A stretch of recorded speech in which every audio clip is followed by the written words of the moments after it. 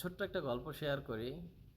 আমরা অনেক মানুষ বিদেশে আসি, কিন্তু আমরা যেভাবে বিদেশে আসি, ধরেন সাপোজ আমার ভাই বা আমার কেউ বিদেশে যাবে, তখন আমরা কি করি, বাহিরের যদি কেউ বলে আমি বাহিরে লোক পাঠাই, কোম্পানির কাজ এইটা সেইটা, তার মাধ্যমে লোক পাঠাই। কিন্তু বাড়ির পাশে যদি ধরেন আমার চাচাতো ভাই বা কেউ বিদেশে আছে, আমরা কিন্তু চাইলে তার সাথে কথা বলে তার কাছে পাঠাইতে পারি।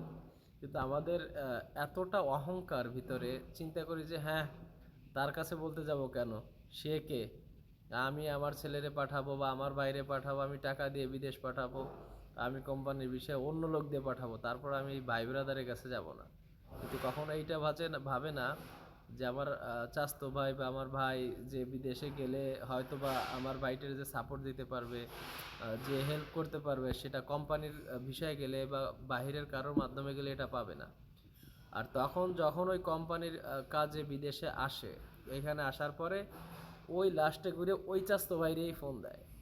ফোন দিয়ে বলে যে আমার ভাইটা গেছে বা আমার ছেলেটা গেছিল তো কোম্পানির বিষয় দেখ, এখন তো কাজ পাইতেছে না, রুমে বসা, তো একটু হেল্প কর, একটু দেখ।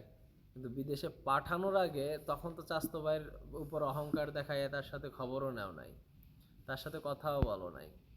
কারণ কি, অহংকার মানুষের পতনের মূল। এইটাই হচ্ছে বাস্তবতা।